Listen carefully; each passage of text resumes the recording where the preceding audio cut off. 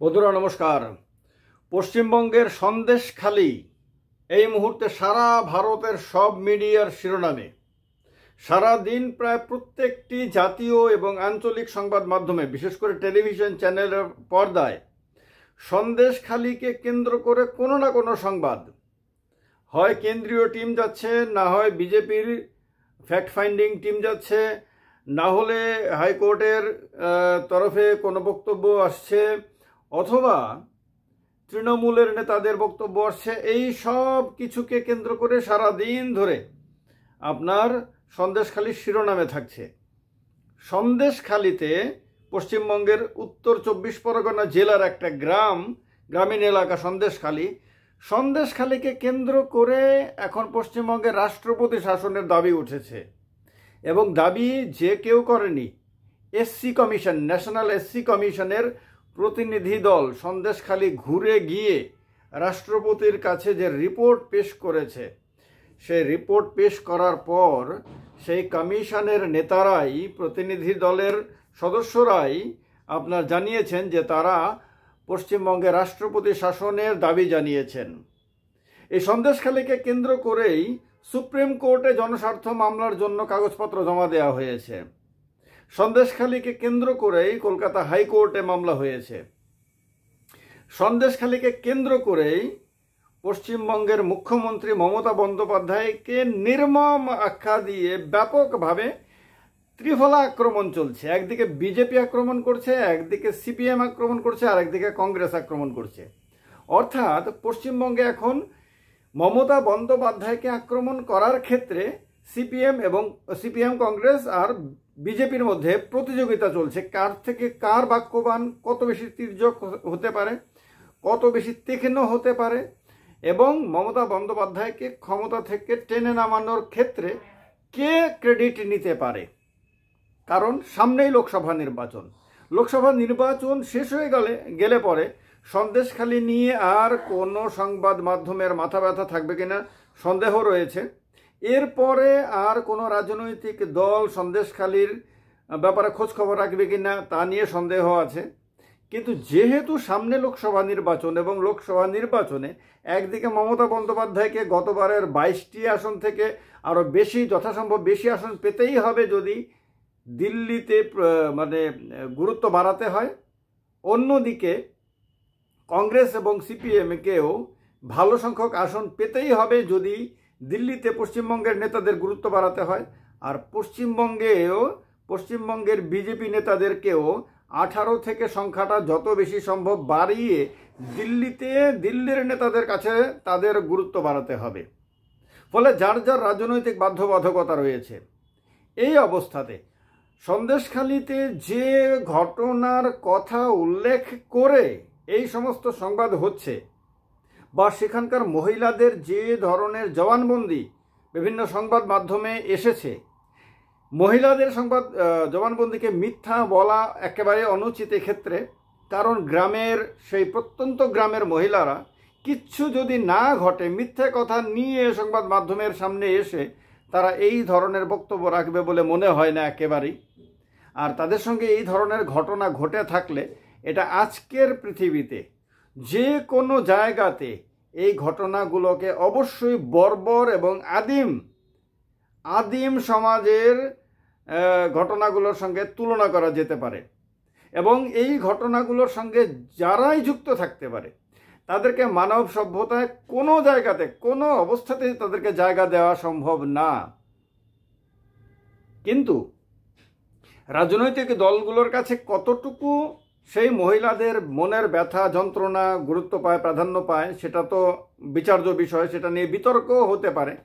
কারণ অতীতেও দেখা গেছে কোনো না কোনো ঘটনাকে কেন্দ্র করে কদিন বাজার গরম করা হয়েছে। মিডিয়া তো আপনার আজকের বাণিজ্যিক মাধ্যমের যুগে মিডিয়াগুলো যেখান থেকে বেশি পয়সা পায়, যেখান থেকে বেশি রসদ পায়, সেদিকেই বেশি হেলে থাকে। তো খুব স্বাভাবিকভাবেই আপনার আজকের দিনে যাদের প্রভাব বেশি, যাদের কাছে পয়সা বেশি, তাদের হয়ে সারাদিন চিৎকার চেঁচামেচি মিডিয়াগুলো করেই। আজকের দিনে মিডিয়াগুলোর আর দায়বদ্ধতা মানুষের প্রতি নেই। এই কারণে এখানে প্রশ্ন উঠছে যে যখন রাজনৈতিক দলের প্রয়োজনটা ফুরিয়ে যাবে, অর্থাৎ নির্বাচন শেষ হয়ে যাবে, তখন এই মিডিয়াগুলো কি আর সেখানে গিয়ে সেখানকার মহিলাদের ব্যাপারে আর খোঁজ খবর রাখবেন? সেখানে যারা এই ক্রিমিনালরা অপরাধ করেছে সেই ক্রিমিনালরা ধরা পড়লো কি না, তাদের জেল ফাঁসি হলো কি না, সেই ব্যাপারে কি আর মিডিয়া খবর রাখবে? রাখবে না, রাখে না। অতীতের ঘটনাগুলোতেও রাখেনি, এই ঘটনার পরেও আর রাখবে না। ফলে সন্দেশখালীর মহিলারা এখন এই যে গুরুত্বটা আজকে পাচ্ছেন মিডিয়া এবং রাজনৈতিক দলগুলোর কাছে, সেটা এই কারণে বেশি পাচ্ছেন যে সামনে নির্বাচন। এটা একেবারে সহজ সরল জলের মতন পরিষ্কার সত্য। এটা আমাদের দেশের দুর্ভাগ্য, আমাদের দেশের সাধারণ মানুষের জীবনে এটা একটা অভিশাপের মতন, যে এক তো হলো তাদের অপরাধের মাত্রা বিরাট হতে হয়, না হলে অপরাধের শিকার মানুষের সংখ্যাটা বিশাল হতে হয়, আর না হলে এই ধরনের কোনো একটা নির্বাচনের সময় আসতে হয় যখন তারা একটু আধটু গুরুত্ব পেয়ে থাকে। নির্বাচন চলে গেলে তারপর সে গুরুত্ব শেষ। সন্দেশখালী আপাতত মমতা বন্দ্যোপাধ্যায়কে বিড়ম্বনার মধ্যে রেখেছে এবং নিঃসন্দেহে নির্বাচন পর্যন্ত রাখবে। এবং এটাকে কেন্দ্র করে যে সেন্টিমেন্ট তৈরি হবে বা হচ্ছে, সেই সেন্টিমেন্টে হয়তো বা 1, 2, 4, 5টা আসনও তৃণমূল কংগ্রেস হারাতে পারে। যদিও এবারে পশ্চিমবঙ্গের বাজেটে মমতা বন্দ্যোপাধ্যায় আর্থিক সুযোগ সুবিধার পরিমাণটা বাড়িয়ে দিয়ে সিটের সংখ্যা বাড়ানোরও চেষ্টা খুব সুচতুরভাবে করেছেন। কারণ সাধারণ মানুষ, তাদের কাছে যদি 2 ক্যাশ টাকা বেশি আসে তাহলে অনেক কিছু তারা ভুলে যান এবং সেই ক্যাশ টাকাটা তাদের কাছে প্রাধান্য পায়। এই কারণে পশ্চিমবঙ্গের রাজনীতিতে সরকার খুব সুচতুরভাবে, খুব বুদ্ধিমত্তার সঙ্গে মানুষের এই পকেটের টান, পকেটের প্রয়োজনীয়তাকে সর্বাধিক গুরুত্ব দিয়ে তার পরিকল্পনাগুলো তৈরি করে। সেই পরিকল্পনায় এবারের বাজেট আরেকটু বেশি জোর দিয়েছে, যার কারণে মমতা বন্দ্যোপাধ্যায় 22টা থেকে কমবে না বাড়বে, এটা এখন পশ্চিমবঙ্গের রাজনীতিতে সবচেয়ে বেশি আলোচ্য বিষয়। যে বাজেটের প্রভাব অতীতেও যেমন পড়েছে, লক্ষ্মীর ভাণ্ডার থেকে শুরু করে বিভিন্ন স্বাস্থ্যসাথী, তারপর শিক্ষাসাথী ইত্যাদি যে পরিকল্পনাগুলো, এগুলো সাধারণ মানুষ পছন্দ করেছে, সাধারণ মানুষের প্রয়োজনীয়তাকেও মিটিয়েছে। এটাও সত্য যে তাদের দৈনন্দিন জীবনের যে উত্তাপ, বাজারের যে উত্তাপ, দৈনন্দিন জীবনের যে সমস্যাগুলো, সেগুলো থেকে খানিকটা হলেও বেরিয়ে আসতে এগুলো সাহায্য করে।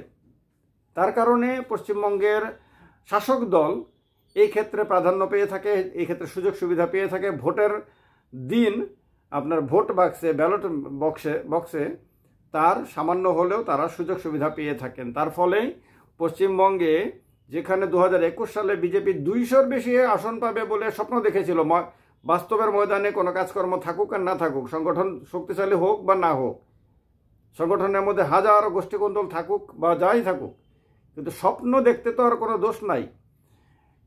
তো তারাও তখন 200টির বেশি আসন পাওয়ার স্বপ্ন দেখেছিল, কিন্তু মমতা বন্দ্যোপাধ্যায়ের এই সুচতুর পরিকল্পনাগুলোর সামনে তাদের সমস্ত পরিকল্পনা ধূলিসাৎ হয়ে যায়।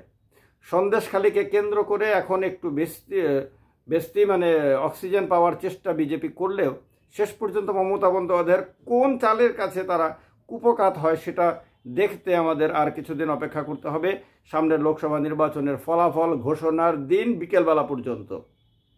বন্ধুরা, সন্দেশখালীর ঘটনা নিন্দনীয় না, ঘৃণ্য, এ ব্যাপারে কোনো সন্দেহ নাই। আপনাদের মন্তব্য অবশ্যই এক্ষেত্রে মানবতার পক্ষে থাকা উচিত, প্রত্যেকটি ঘটনার ক্ষেত্রেই। এক্ষেত্রেও ডেফিনেটলি আপনারা আপনাদের কমেন্ট করবেন। পশ্চিমবঙ্গের বন্ধুরা যারা আমার ভিডিও নিয়মিত দেখেন, তারাও ডেফিনেটলি এক্ষেত্রে মন্তব্য করবেন, আর এটাও জানাবেন এর প্রভাব পশ্চিমবঙ্গের রাজনীতিতে কতটুকু পড়তে পারে। আর পশ্চিমবঙ্গে আরও একবার রাষ্ট্রপতি শাসনের দাবিটা তুলে দিয়ে পশ্চিমবঙ্গের রাজনীতিটাকে নতুন দিশায় নিয়ে যাওয়ার চেষ্টাও কি সফল হতে পারে? জানাবেন অবশ্যই কমেন্ট বক্সে কমেন্ট করে। ভালো থাকবেন সবাই। নমস্কার, শুভরাত্রি।